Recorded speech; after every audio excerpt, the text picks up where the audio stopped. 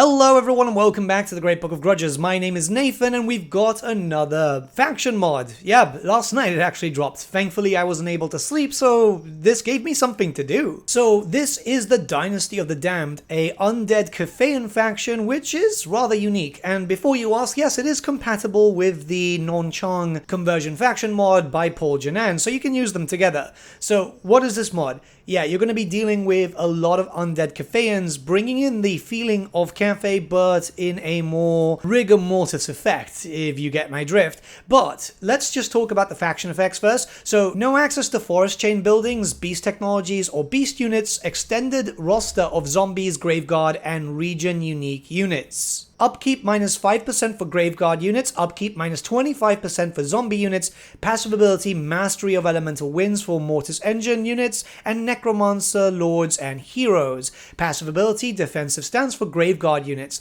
passive ability Vindictive Necromancy for White Kings and Morngul Hunters, and then when we go into the Lord effects we have the following: Winds of Magic Power Reserve Capacity plus 10, post-battle chance of stealing a magic item plus 10%, but miscast base chance plus 40%. You're gonna have to risk that spellcasting or else you might have a bigger chance of going boom. The faction will start in Non-Chang Basin. You'll actually have access to the full area there. It's just a 2-settlement province, but that means that you'll have a little bit of corruption already there, which will help you kind of expand a little bit.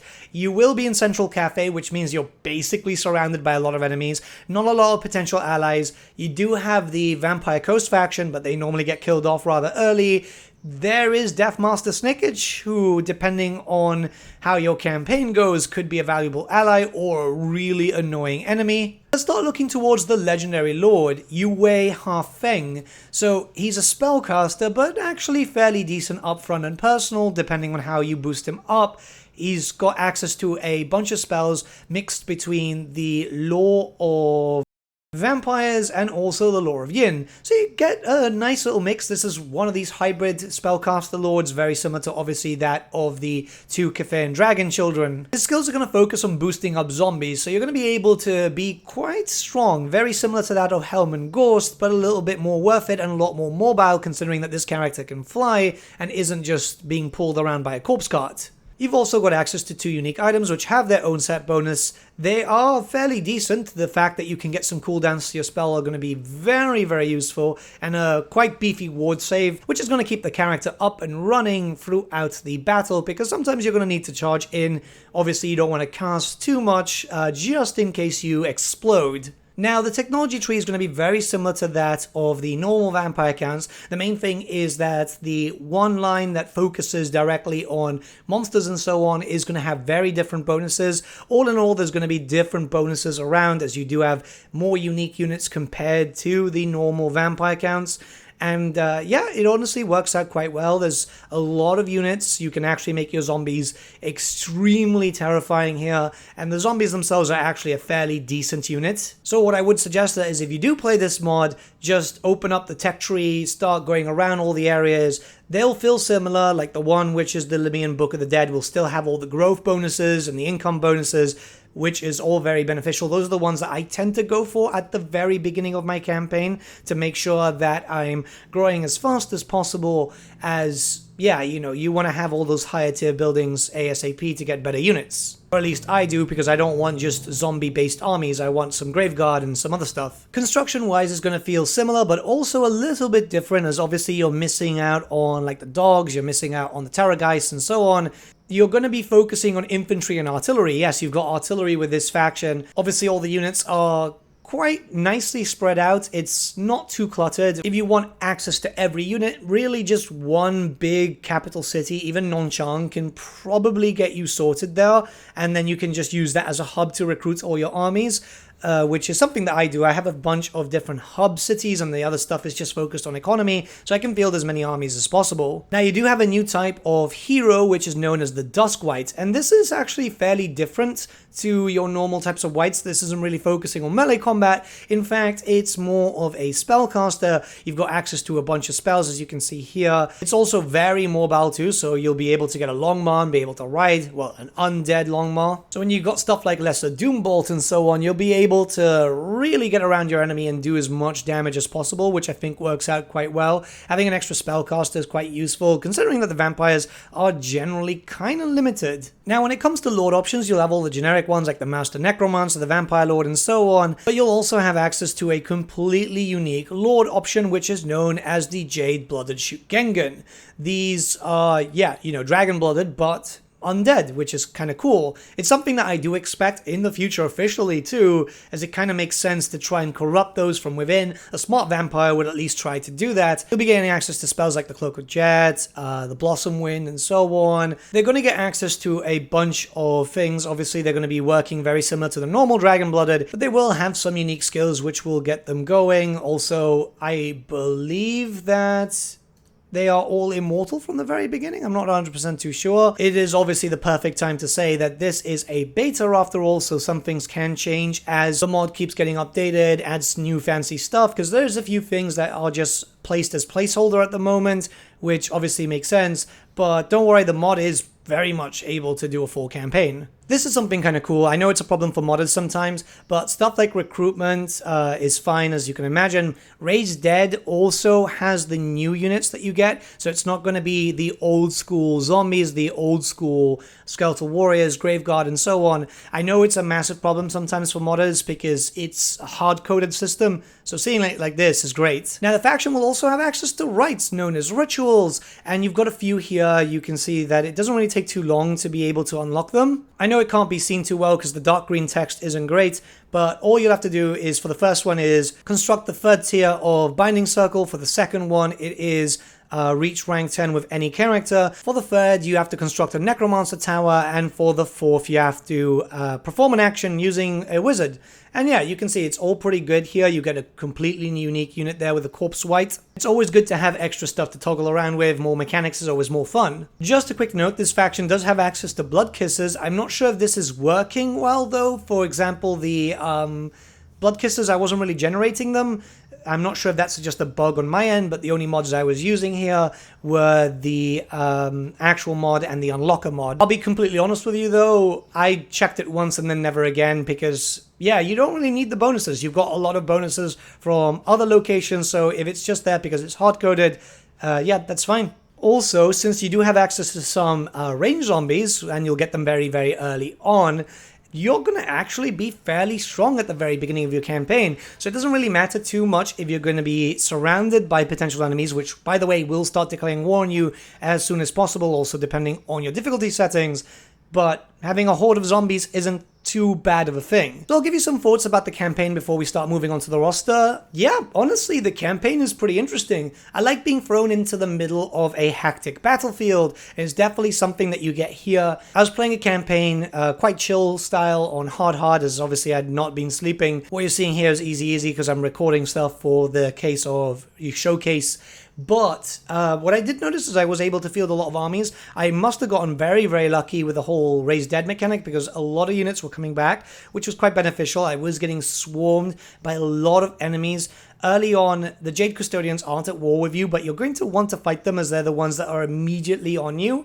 Then you've got the Burning Wind Nomads, which start a war for you, so you've already got that type of enemy which is already surrounding you. Zhao Ming is also going to declare war on you quite early on, so you're going to want to push that way, but also prepare yourself for the eventual push from Nakai, who is probably going to be your biggest threat early on, alongside Lokia Felheart. It's one of those campaigns where, yeah, you expect to fight a lot, which, it's Total War, so you want that. You don't really have a lot of allies, but I don't think that you'll need them. The faction is able to stand on its own without too much of a problem. The great thing is that Grand Cathay is one of these countries which is protected in the south right now. Ind and Koresh aren't really open, so you just have to take over Cathay and then push your way into the Mountains of Morn and the Northern Chaos Wastes, and it's smooth sailing from there. Now, we're going to talk about some unique style units. We're not going to be covering the whole roster, as obviously it does share a bunch of units with the normal vampire counts and even some stuff from the Vampire Coast. But when it comes to the basic melee zombies, you've got spears and you've got swords, meaning that you can get anti-large stuff quite early on, which is going to be very, very beneficial to you as you deal with Nakai the Wanderer and his army of crocodiles. Well, Right now, it's not too much of an issue considering that 3.0 kind of got rid of the crocodiles for Nakai, but I'm assuming you're using the bug fix mod, so yeah, you're going to be dealing with the crocodiles. There's actually a fair amount of units when it comes to this mod, even the unique stuff, because you'll be dealing with stuff like Skeletal Warriors. You've already got them in your main campaign with the normal vampire counts. Obviously, the difference is that here, they'll look like Cathayans, right? They'll have some Cathayan armor on them and so on, and I think that looks pretty cool because it's themed, right? The one thing that was kind of annoying in the tabletop, for example, when you played 6th edition, is no matter what bloodline that you played, you still use the normal Skeletal Warriors. Your best heavy infantry will be your Grave Guard, of course, but you've got 3 different variants here. So you've got great weapons, you've got sword and shield, and you've got halberds. So again, you've got anti-infantry, armor piercing, you've got an armor piercing anti-large, and then you've got a tanky unit which can basically be up front and hold down from anything. Well, not everything. Keep in mind there are some stuff that can counter it, as it works from the whole Total War series. But yeah, pretty good units all around. They look great too, because obviously it's just based on the Cathayan units, just made them undead. And stuff like this is just awesome because it makes sense. If you're resurrecting a bunch of undead Cathayan units, they should have Cathayan armor. It looks awesome. This is kind of something that I want officially for Total War in the future, where, you know, for example, in Rome Remastered, where you've got like regional replenishment. It would be really cool if something like that would work with the undead units, right? So zombie archers are a thing here, and you get 2 flavors of them, a normal one and then one with poison attacks, which is quite useful. Their range isn't great, let's be honest, it's 120, but then again, it's a zombie. The fact that it's able to use a bow is something quite impressive anyway. But yeah, I mean, it's one of these things where since you can get them quite early, especially through Raised Dead, they're actually going to be a mainstay unit throughout your campaign, especially if you need to recruit something really, really quickly. And you're going to get a few different range units here. Obviously, there is a second type, which is the Grave Guard Crossbowman. You've got 2 flavors here, standard, and then another one with Balefire, which is magical and flaming attacks. 160 range, this is where things get a little bit better, obviously a bit more punchier and so on.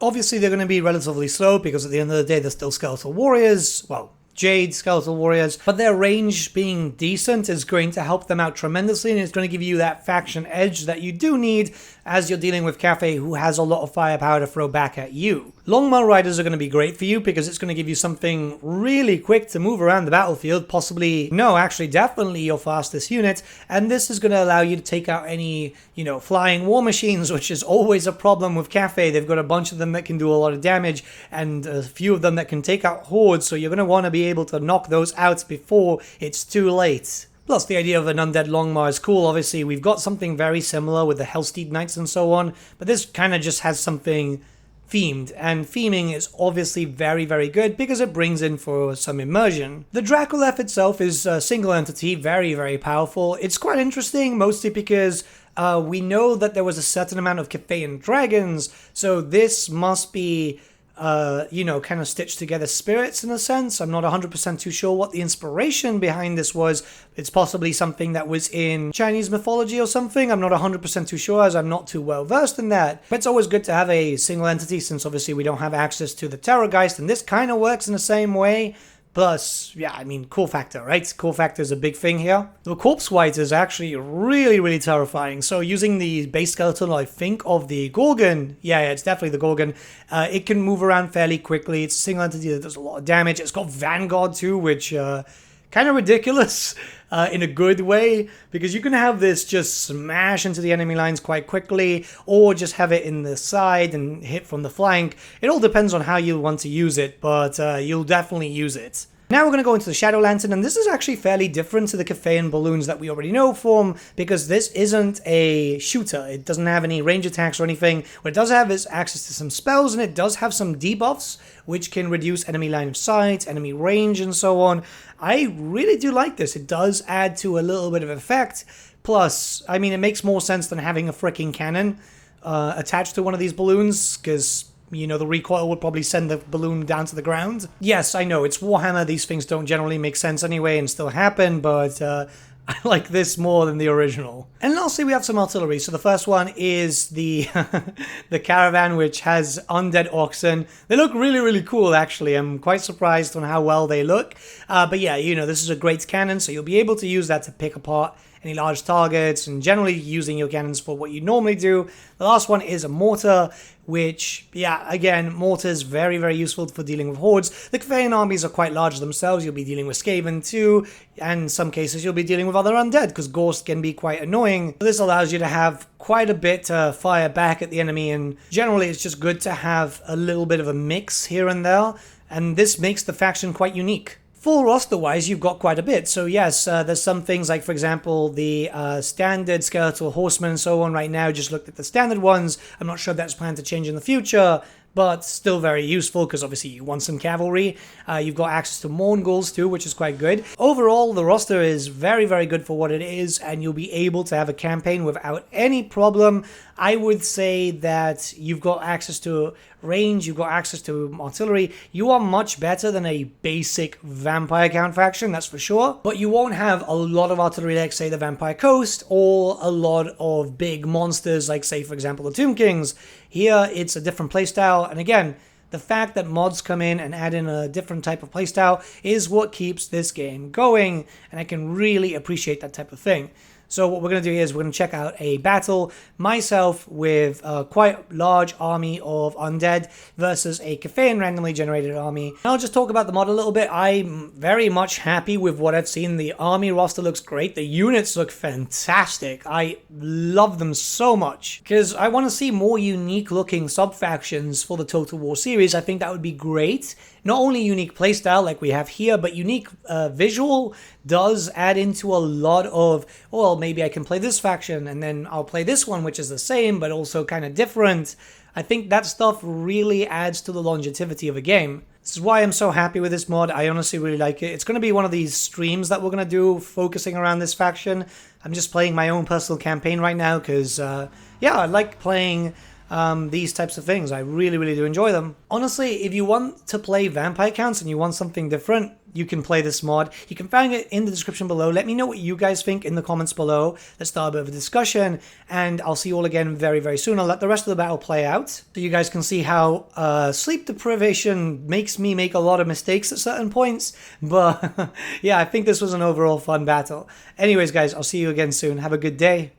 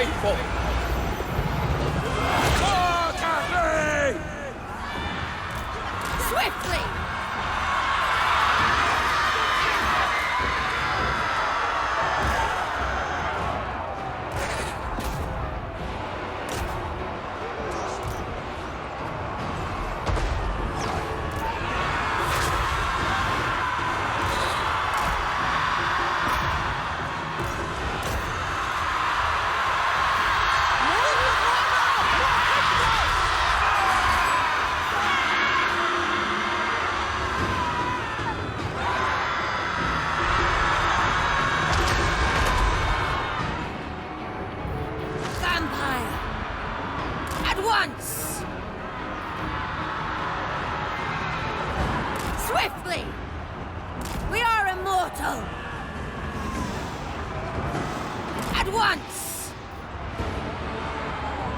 I hunger! Swiftly! At once!